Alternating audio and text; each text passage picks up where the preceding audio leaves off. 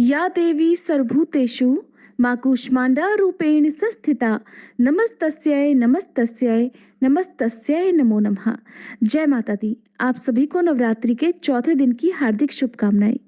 उम्मीद है आज आपने हमारे इस चैनल पर देवी भागवत की कथा और श्री दुर्गा सप्तशती का आज का अध्याय भी सुना होगा। अगर नहीं सुना है तो प्लीज जरूर सुन लीजिएगा। आज की इस वीडियो में आप जानेंगे माँ कूष्मांडा की व्रत कथा, आरती और क्षमा याचना के बारे में। इससे पहले की वीडियो में आपने जाना था माँ कूष्मांडा के पूजन मंत्र और प्रिय रंग प्रिय भोग के बारे में। अगर आपने उस वीडियो को नहीं देखा है तो जरूर देख लीजिएगा। नवरात्रि का चौथा दिन माँ कूष्मांडा को समर्पित होता है। कूष्मांड का अर्थ होता है कुम्हड़ा अर्थात कद्दू या पेठा। माँ कूष्मांडा का प्रिय भोग है कुम्हड़ा अर्थात कूष्मांड की बलि और मालपुए का भोग। साथ ही माँ कूष्मांडा का प्रिय रंग हरा है, इसलिए आज के दिन भक्तों को हरे रंग के वस्त्र धारण करके माँ कूष्मांडा की पूजा करनी चाहिए। अगर आप कूष्मांड अर्थात कुम्हड़े की बलि माँ को अर्पित ना कर पाए, जिसे साबुत पेठा भी कहते हैं, तो आज के दिन आप पेठे की मिठाई का भोग भी माँ कूष्मांडा को अर्पित कर सकते हैं।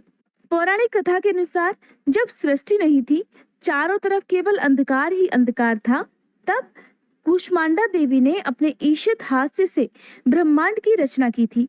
इसलिए इन्हें सृष्टि की आदि स्वरूपा और आदि शक्ति भी कहा गया है। माँ कूष्मांडा का वास सूर्य मंडल के भीतर लोक में है और सूर्य लोक में रहने की शक्ति क्षमता केवल इन्हीं में है। इसलिए माँ के शरीर की कांति और प्रभा सूर्य की भांति ही दैदीप्यमान है।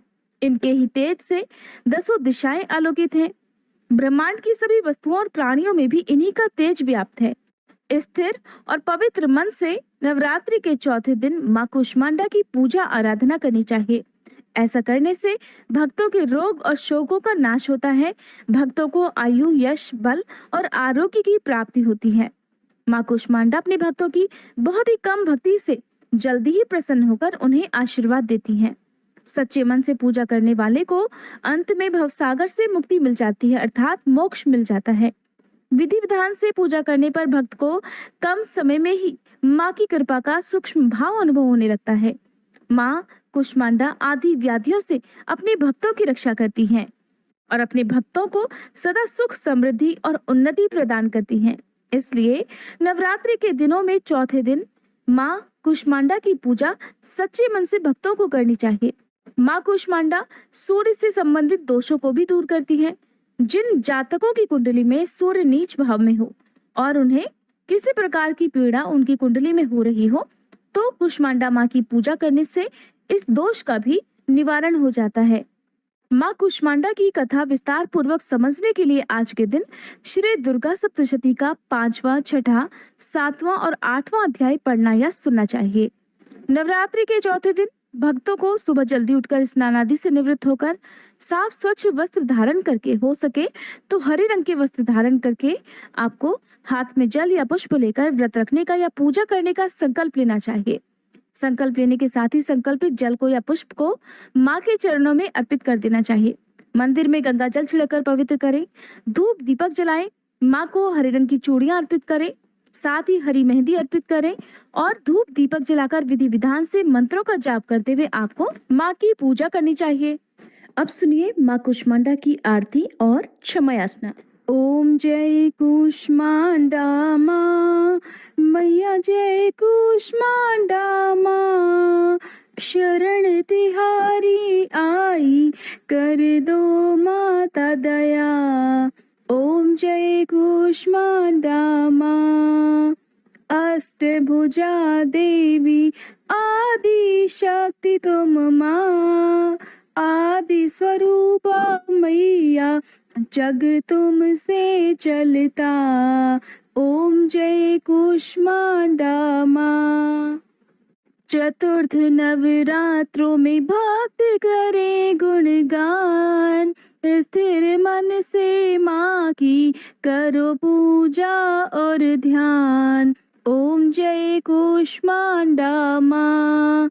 सच्चे मन से जो भी करे स्तुति गुणगान, सुख समृद्धि पावे, माँ करे भक्ति दान।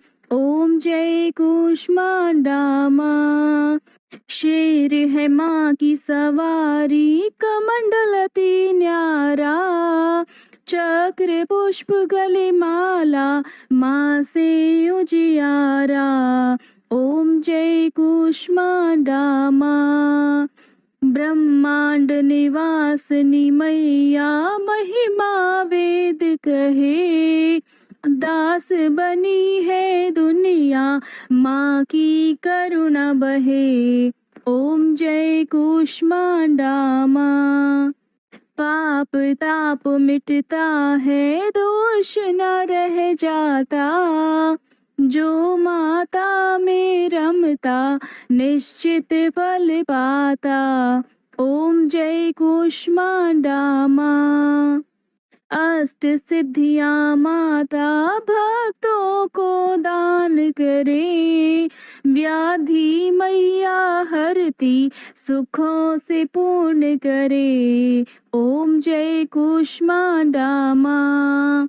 कूष्मांडा मैया की आरती नित गाओ, माँ करेगी सब संभव, माँ की शरण आओ। ओम जय कूष्मांडा माँ। ओम जय कूष्मांडा माँ। मैया जय कूष्मांडा माँ। शरण तिहारी आई, कर दो मात दया।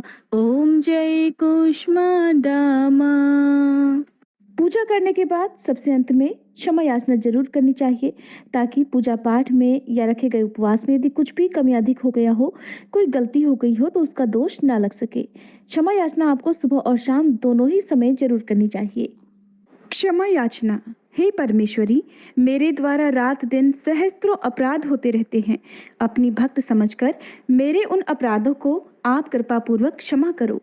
हे परमेश्वरी, मैं आह्वान करना नहीं जानती, विसर्जन करना नहीं जानती तथा पूजा करने का ढंग भी नहीं जानती, मुझे क्षमा करो। हे देवी, हे सुरेश्वरी, मैंने जो मंत्रहीन, क्रियाहीन और भक्तिहीन पूजन किया है, वह सब आपकी कृपा से पूर्ण हो। सैकड़ों अपराध करके भी जो भक्त आपकी शरण में जय जगदम्बे कहकर पुकारता है, उसे वह गति प्राप्त होती है जो ब्रह्मादि देवताओं के लिए भी सुलभ नहीं है। हे जगदम्बिके, मैं अपराधी हूँ, किंतु आपकी शरण में आई हूँ। इस समय दया की पात्र हूँ, आप जैसा चाहो करो।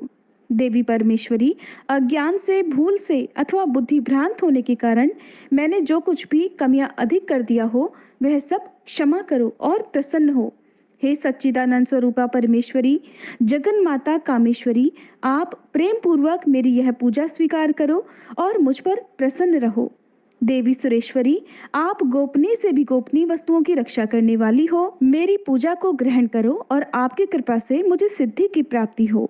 उम्मीद है आज की ये वीडियो आपको पसंद आई होगी। अगर अच्छी लगी हो तो प्लीज़ लाइक करके हमारे चैनल को, अगर सब्सक्राइब करना भूल गए हैं तो सब्सक्राइब भी जरूर कर लीजिएगा।